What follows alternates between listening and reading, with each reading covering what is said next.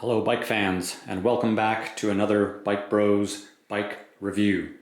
Today we're having a look at the Niner Jet 9 RDO. This one in particular we're looking at is the Jet 9 RDO in the 4-star XT build, but half this information is going to be about the particular spec on this bike. The other half is going to be just talking about the Jet 9 RDO, about the ride characteristics, about some of the highlights of the frame. And one of the big things we're going to be touching on is the fact that this thing might represent the best way you could spend $92.99 on a high-end trail bike. That's Canadian, $92.99, Canadian $71.49 US dollars. My hypothesis is this is one of the best value, high-end, short travel trail bikes on the market. And so I'm going to go over the specs, the details, some geometry, some sizing, and some personal knowledge from having ridden a Jet 9 RDO in this exact build for quite a while myself. So stick with me. So first, just taking a step back a little bit. Niner has been around since 2005. And this as a company was basically one of the main companies. I would say it was them and Gary Fisher helped to make the conversation about wheel size a mainstream thing. If we look back at 2005, quite literally, nobody had thought of even changing wheel size. It was Niner, it was Gary Fisher, these two companies, and more so Niner, I would say, actually saw the benefits of stability, traction, control by going to a larger wheel size. So these guys deserve a whole pile of credit, because without them we may be sort of 5 years behind the times in how bikes kind of evolved. So we give them huge credit for that. In 2017, Niner went bankrupt. In 2018, they got bought out by a huge investment firm from Hong Kong. And so they're back now and they actually have money behind them. We were dealers of Niner back around the 2010, 2013 range, somewhere in there, 2014. And we stopped carrying them, not because of the quality of their bikes, but because that old underfunded company was quite honestly just a frustrating company to deal with, especially for us in Canada. It was just unreliable getting stuff across the border, and we basically just had to concentrate our efforts where there wasn't so much frustration. Now that there is new distribution and new money behind the company, we have brought these guys back in, and it is a brand that I will admit to having a soft spot for, because I would call myself an early adopter. I was on a RIP 9 back in the day, which was basically the old version of this bike. It was a 120, 130 or 120, 120 mil bike back then. This is a 120, 130 mil bike. And I have always been impressed with Niner's ride characteristics. And now the fact that we're actually talking about value when we're talking about Niner is kind of a shocking thing. So I just wanted to give you that little bit of info about Niner to start with. And also, if you're new to this channel, if somehow this Niner video has brought you here, what we do is we have a look at a different bike basically every few days, every week or two. We look at the details, the specifications, we talk about the upsides, the downsides, try and show you some of the things on these bikes that maybe aren't apparent from the pictures on sort of the catalog websites or from Pink Bike Reviews, where they tend to glance over things. This really gets you into some of the nitty-gritty. And when possible, I try to basically ride as many bikes as possible and then bring some sort of real world conversation to the bike, instead of it just being a sheet of specs and nothing else to offer you.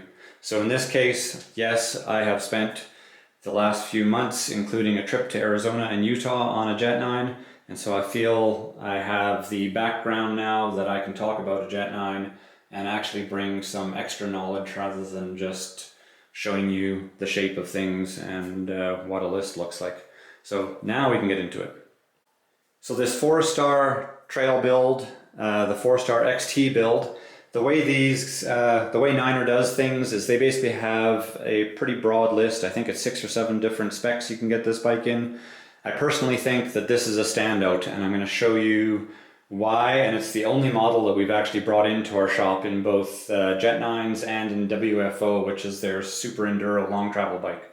So XT, there won't be any surprises if I zoom in on an XT rear derailleur. Where there may be some surprises is that this, for being a relatively price point bike, that is an XT 1051 tooth cassette, that is an XT chain, and we are going to go up to 170mm race face next are cranks and the really nice machined race face narrow wide chainring on the front here. So right off the bat, a lot of bikes you're seeing, they call themselves an XT model, and you're very quickly looking at potentially like SLX cassettes, KMC chains, down-spec cranks. In this case here, they found one of the few cranks that I would actually call an up-spec. So we're talking about drivetrain wise, really nice quality. As we look at these wheels, we can see a 1700 on that part of the rim. We can see DT Swiss on this part of the rim. We look down in here and we see that nice DT straight pull hub. So this is an actual DT Swiss XM 1700, which is a really high quality wheel set, and nothing about it that would make you want to upgrade, do anything like that. It's right on the border between sort of lightweight and durable, and where you're getting awesome, awesome hub, awesome rim, so nothing to complain about. We basically, these are set up factory or set up tubeless from our store. They give us the ability to do that by offering the sealant, the valves, and suitable tires. In this particular case, we're looking at or NOBBY, and they're set up tubeless. These are a 2.4, I believe, on the rear. This new NOBBY is actually a pretty nice all-purpose tire. I rode these stock. I usually, when I grab a new bike, I have wheels that I throw on, but the particular bike that I grabbed, I stuck with these tires, stuck with the rims. And if you get the tire pressure down to sort of in the low range of what you might often ride, really, really impressive traction on these. And yeah, I fully enjoyed it. And that road trip that I basically got to ride these on was Utah and Arizona. So a whole bunch of mixed surfaces from sort of that slick rock, slab rock, steppy stuff, dry sandy stuff. And I thought that the tires did really well. Seat post KS Lev SI, 150mm drop on this. This is a size medium, the size large is what I was riding. They both have that 150mm drop. We have a lightweight Cell Italia X3 on here. The spec sheet says that this actually has maybe some titanium in the rails. Either way, it's another bit that shows that they're not cheaping out on really anything in this build. The highlights start pretty soon. I'll just show you some details. That is a SRAM UDH hanger on there. We have internal routing. All of the routing on this bike is fully sleeved, so super easy to run your brake lines and derailleur cables. Some nice built-in padding. We even have that sort of chain suck guard down there. Some very, very good cable management, so there's no way that that cable is going to bow and sort of end up rubbing on the inside of a chainring or anything. The linkage, all this stuff looks really good. If we take a look at this, so we're looking at, this is CVA, Constantly Varying Arc is the name of Niner's suspension design, and this is truly their own, and they have been riding on this system since day one of full suspension. There is a built-in sag guide on there. And then as we go a little bit forward, we see one of the highlights once again for a bike that is sort of in that squeezing a lot out of a name with like a bike with a carbon frame and XT. We're even getting a top of the line Float X factory rear shock on here. So we're getting all of those extra adjustments as part of that package. We also have a flip chip on the top of that rocker link there. And I'm going to talk a little bit more once we get around to the other side of the bike about this CVA, constantly varying arc suspension. Now, one of the things about this bike, I think that the looks on Niner's bikes are somewhat polarizing. I enjoy actually riding bikes that have some unique shape to them. There's a bunch of the bikes now that between Specialized, Santa Cruz, they're starting to look really similar. This thing is distinctive, yet not just for the sake of it. They're trying to get you some really good standover height. They give you this little bit of a nubbin kind of shape up here, and I believe that is so that that water bottle mount there with that piggyback shock still gives you room for a bottle inside the frame. Yeah, so great standover, some extra gusseting there, still room for a bottle, and it is just the one bottle, so you don't have anything built in as far as giving you enduro sort of strap storage of anything. We have good down tube protection down at the front of the or bottom of the down tube, which actually quickly switches into this really thick plastic stuff that runs all the way from that rubber guard up to just by the curve here. So that basically is working as your shuttle guard. We see a bit more evidence of that clean cable routing, that nice chrome 9 on the front of the head badge there.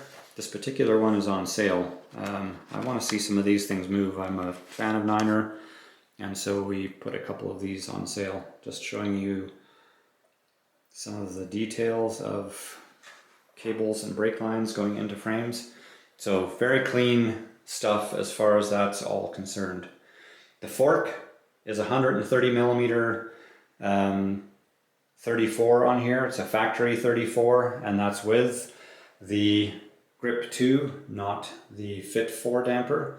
So there's a bunch of things on here that basically, even though this is a 120, 130 millimeter travel bike, there are things like that shock, this fork, the damper they're using, all tell me this is a bike that they're trying to make something that would be marathon race worthy, yet also aggressive trail riding worthy.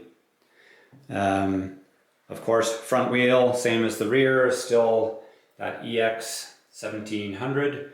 The one thing that changes is I believe this is a 2.6 knobby nick on the front here. We have 4 piston brakes, XT brakes, combined with the really high-end iSpec 180 millimeter rotors, front and rear. So once again, you're starting to see a theme. They didn't cheese out and give you 2 piston brakes. They didn't cheese out and give you those cheap rotors. This is really giving you the best performance out of these brakes possible, is having a really nice spidered, stainless, sandwiched over alloy rotor on this thing. Super high quality. Going back up to the details and how nice things are, that is a race face Next R handlebar, 780 wide, 35 mil rise. So once again, that is something that is really reflecting a bike that is designed to be ridden hard. It's a quality bit. They didn't just grab some piece of garbage off the shelf. They went as far as even putting a race face turbine stem on there. There's those levers we'd expect. The Niner branded grips are a super nice grip. They're very, very comfortable. They give you a bit of a flange on the top there, and then they remove that flange on the bottom so your shifters can still do their thing.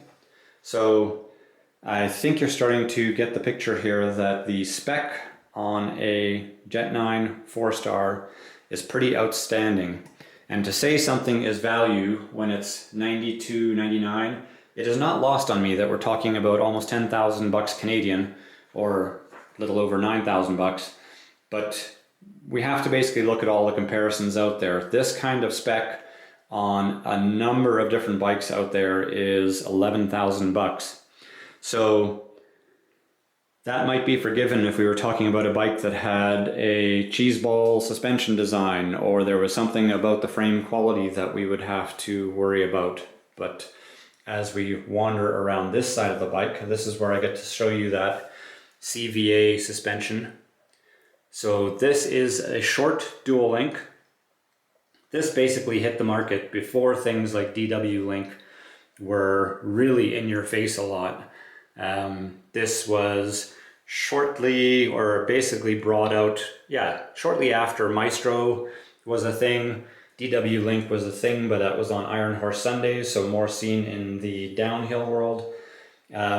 And Niner basically had an idea for a suspension platform designed specifically around bigger wheels, and it works. It works amazingly well. One of the things I think they were going for was the fact that this being underneath with those bigger wheels wouldn't cause a problem, and there wouldn't be as many limitations. Of course, this came out when there were still front derailleurs. So by having this link underneath, they avoided a whole bunch of complications with front derailleurs that would have been mounted in here. This is still absolutely as good a suspension design as any DW Link or Maestro or VPP out there, in my opinion. And once again, this is coming from riding this stuff, not just reading marketing material. We'll just show that same brake on the back. Those next R's. Now I will bring up, nothing is perfect. One thing that we know in the shop is as we build these bikes, we basically completely unbuild these frames, because I have had 2 test riding versions of these before I grabbed one of my own, and a couple of the staff had taken out testers of this bike on the WFO. There is something about these linkages that wants to shake apart. We unbuild them, we put fresh Loctite on the bolts, lube everything where appropriate, and that seems to take care of it, even though the bolts have obvious signs of Loctite. It just doesn't seem to do the job until we apply a bit more. Looking back down here, that is a threaded bottom bracket. That was a boost rear end we were looking at. So this should give you an idea of really the spec on this bike. Now, to understand this bike better, I will just give you some of the numbers. We're looking at a size medium, but the numbers I give typically on these are larges, because those are the numbers that always stick in my mind, because I am 9 times out of 10 a large in a bike. So in this particular bike, so we're looking at a 120 rear travel, 130 millimeter travel fork. The rear end chainstay length, 430 millimeters. So that is maybe just a touch on the short side compared to some of the contemporaries out there, but not crazy short and not out of hand, I would say, considering we're talking about a shorter travel trail bike. Reach on the size large, 475 millimeters, and that is in the steep setup. This is a bike that I find I prefer it in the steep instead of the slack. I've heard other people would say the opposite, but for me, I would rather have a steep seat tube angle. I find that to be more critical for my riding style than to lose an extra half a degree of head tube angle. And I would rather have my cranks a little bit higher than lower. This bike, while it doesn't wallow in its travel, I'm always scared of crank strikes because I've had some horrendous crashes due to crank strikes. So 76 degree seat tube angle then, in the sort of not so slack high mode, and then 66.5 head tube angle. Now, some of you guys might remember that this bike was actually, and I think it was even in this build, we're up against the Rocky Mountain Element, I think it was last year on Pink Bike's downcountry trail bike, whatever they were calling it, competition or awards they were doing last year. I personally think that this thing, it kind of got shoved into the runner-up position, yet when you were listening to a lot of the comments, to me it seemed like this was the bike that was the standout performer in that test, and there were a few things about it that I thought should have gotten more attention. I think the Rocky garnered a whole bunch of attention because it was showing up with a 65.5 degree head tube angle, which in this 120/130 bike made it stand out in those riders' minds. I have now spent a pile of time riding an Element and riding this, and I quite honestly don't think that the ride quality is affected by the difference in head tube angle. They both ride super confidently. Now, the one place that this would stand out, being a similarly priced bike or even a cheaper bike than what they were testing, is this Float X is going to give much better bottom out protection than the DPS shocks that the Elements were coming with. My one misgiving on the Element, I have a favorite drop on one of the local trails that maybe ends up being like 7 feet from takeoff to landing and not a particularly steep landing, and the horrendous feeling and noise of bottoming out a DPS shock. Basically that alone was one of the reasons that I got away from my Element, even though I loved riding that bike. This bike, you won't have that issue. A, you can tune that shock a lot more, and B, Float X is going to have much better bottom out performance. The other thing with this is I would say this CVA suspension design is a really nice progressive design, and what that does is it makes this bike really poppy and fun. I just happened to watch a couple days ago Kyle Warner, as he was announcing that he was no longer going to be riding for Niner. He was talking about his Jet 9, and his opinions seem to be about as polar opposite as mine. He rides the bike in a smaller size and does a bunch of unusual things, but he's riding his basically as a poppy dirt jump play bike. But the one thing he does note is that it is suitable for that.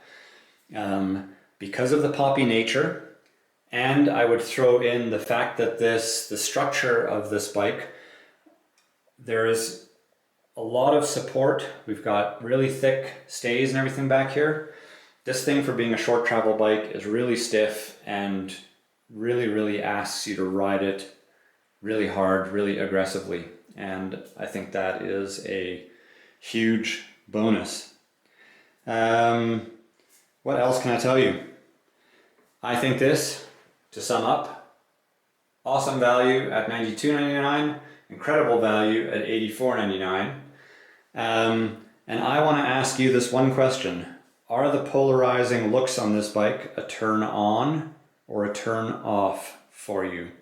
I am bugging my rep about this because he's asking me what people really think about these bikes, and I'm trying to give him as much honest feedback as possible. And that is because I'm a fan. I think these bikes ride awesomely. They don't really have anything that is a low point in performance, in spec, in anything else. So I just want to be able to give them as much feedback that will be useful to see this ride quality improved upon, as far as frame shape, anything else they can do. So I hope this was useful for you. This was basically a one take shot of this bike. It is the 2022 and 23, the spec hasn't changed, version of the Niner Jet 9 RDO. That's race day optimized carbon fiber frame in the 4-star XT build. Leave me some comments, say hi, subscribe, like, all that sort of stuff that we're told we're supposed to do all the time. Thanks again for watching.